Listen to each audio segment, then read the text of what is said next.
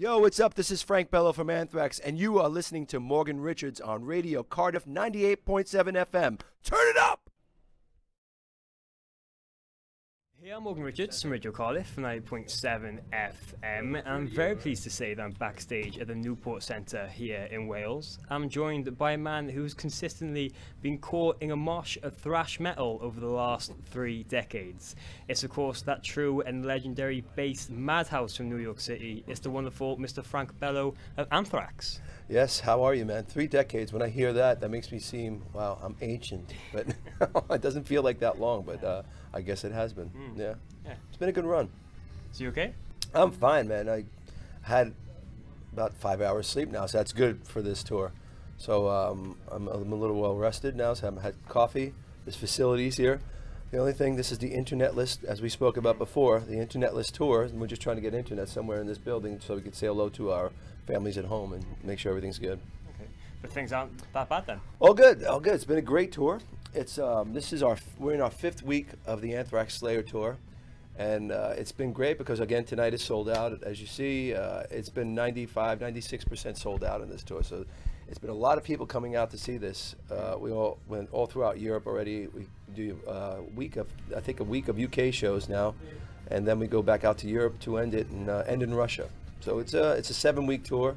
It's a long tour, but it's an effective tour. So we're setting up our new record, For All Kings. So we're pretty excited. So Frank, first things first, 34 years of Anthrax you guys have just celebrated as a band recently. Wow.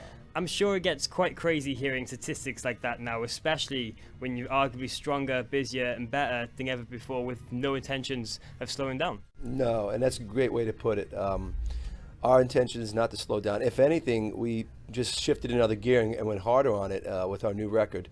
And I think we're in a good place right now. There's a really nice buzz out there for Anthrax from our last record, Worship Music, and people really took to that record. And we did over 300 shows for that record. We haven't done that since the 80s. So therefore it is successful and blah, blah, blah. It's done all the things we wanted it to do, including setting up this record.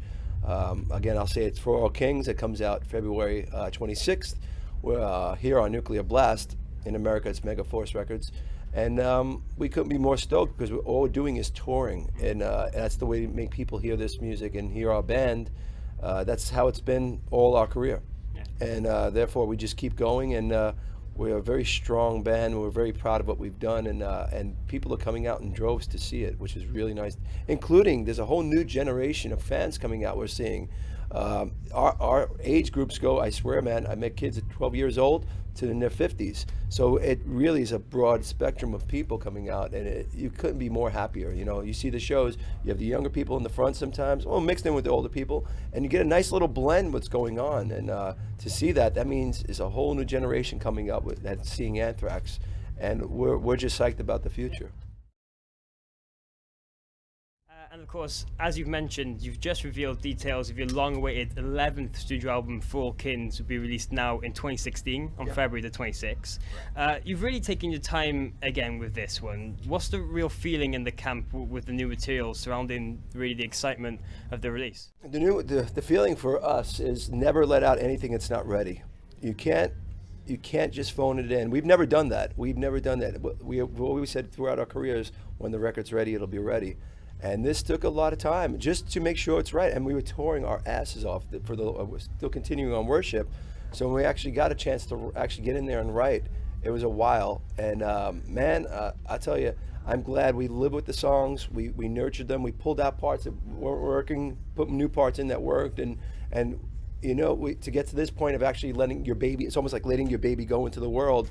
It is that important to us, and we feel like we're ready. And just from the reviews from the first song, Evil Twin, people are really digging it. You'll see tonight when we play it, people are really taking to it. It's a really I keep hearing it sounds like Anthrax, but new Anthrax. It sounds like, you know, classic new Anthrax. I don't know, whatever it is, people are digging, and I'm happy about it. Yeah. And the thing with Anthrax recently is that you have this heavy thrash music mixed with Joey's powerful and melodic vocals, but the challenge really is to blend them together so everything sounds like Anthrax, and it seems you've achieved that again with what's come out so far. Correct. That's always been the formula of Anthrax, is having great heavy riffs with great melodies. I think that's always been the secret to. It's not even a secret. It's just that's what we are. I think that's what kind of sets us apart from other groups and stuff.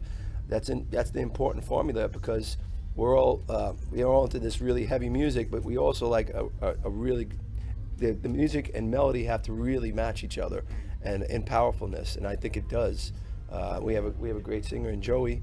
We know we could write to that voice, and we really, I think we really captured I mean, the whole record for me. I can't wait till people hear, because I can't stop playing it, and I can't wait to play it live.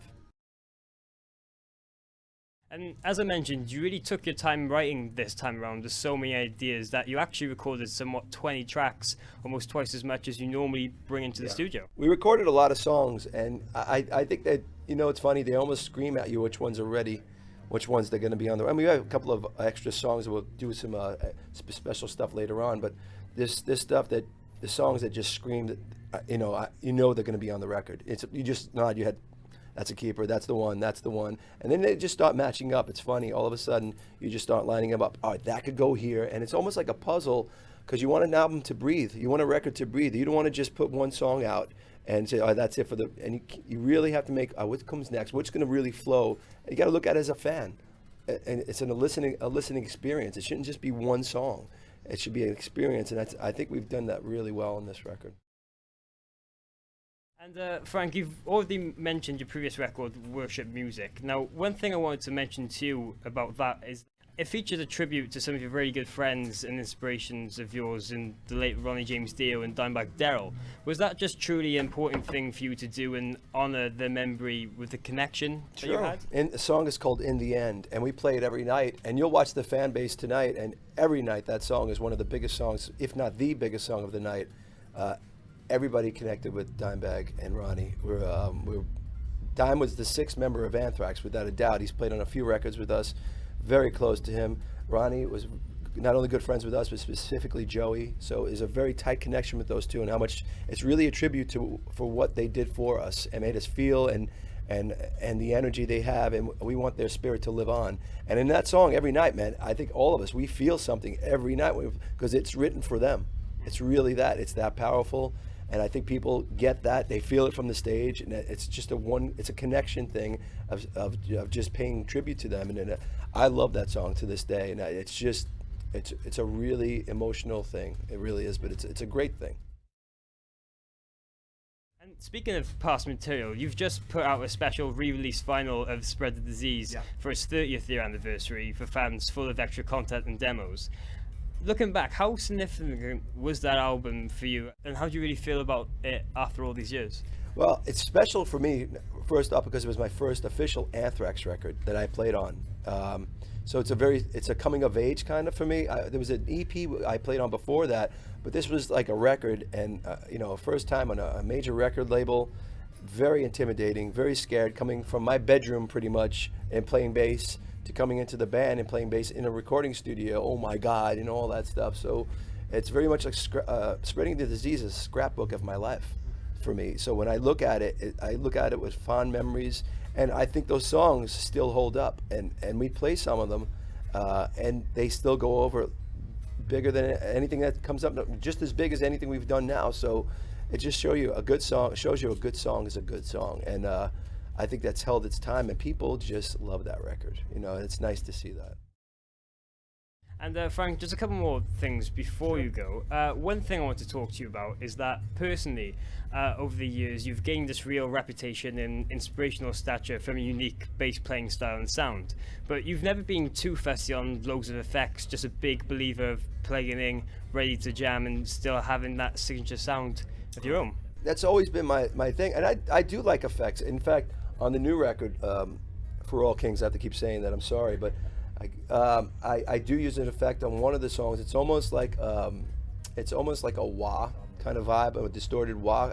It's almost like a tribute to Cliff. That's the sound, but it's you'll hear the song and you'll know it's bass. But I usually don't use effect. I always believe my bass technique is from Geezer Butler, Steve Harris, and Geddy Lee. So not a lot of effects going on, but always about bass lines telling a story within the story of a song, and adding to the song without taking away. So a bass line should be, for me, it's always been a tasty little piece of music that adds to the music, without overtaking the music, and just adding something and making me remember it and keeping me interested. Really, that's really it. And I want to be interested in what I play. So, I mean, I've been very, very fortunate. The ultimate for me is the ultimate compliments. People say, I have kids coming up to me, I influence them, and I'm still a student. I don't feel like I appreciate that, but I feel like I have so much more to learn, and I want to. I learn more every day. I just want to learn. I don't think you should ever stop learning. So it's nice to hear that, and to hear that, it's like, whoa, okay, thank you, but I'm still learning too. I just want to keep pushing the bar. I think it's important. And with all that now, of course, you guys are going to be very busy for the foreseeable future. We've already announced a ton of major European festivals across the summer. We'll be returning to the UK as special guests for next year's Bloodstock. Yes, we have. We are booked as we speak right now. It's through next summer right now. We go home off of this December 10th after the 7-week tour. We start again in America with Lamb of God for I think 4 or 5 weeks. We have a couple of weeks off, and then we go to South America for a month with Iron Maiden, which is awesome for us. Then we come back for a couple of weeks, and we start up on the festivals you just spoke about. So, hey, look, it's great to be busy. It's great to be. That means people are hearing the music. People are getting it. And this is how we do it. We've built our name on touring. We're a blue collar band, and that's what we've always done. And this is the only way. We don't get radio. There's no TV and anything like that. We have to do it ourselves. And so you take care of yourself, and this is taking care of business. Then after that, I'm sure after the summer there'll be talk about headline tours and all that stuff, because people are asking about because we've opened for so many people. It's nice to be asked to get in front of bigger crowds and make them Anthrax fans. So that's why we play in front of other bands. It's important to just gathering the masses, and that people are getting it. So this is what we do. Keep touring. Well, that's about it. Cheers, Frank, for taking time out to have a quick chat with me. Of course, man. Thank you for great questions. Thank you. It's nice to have knowledgeable questions. Thank you. I appreciate that. Oh, no worries. Best of luck now with everything in the future and the release of the record, and hopefully I can catch up with you again very soon. Cool. Remember, For All Kings, February 26th. Go out and grab one.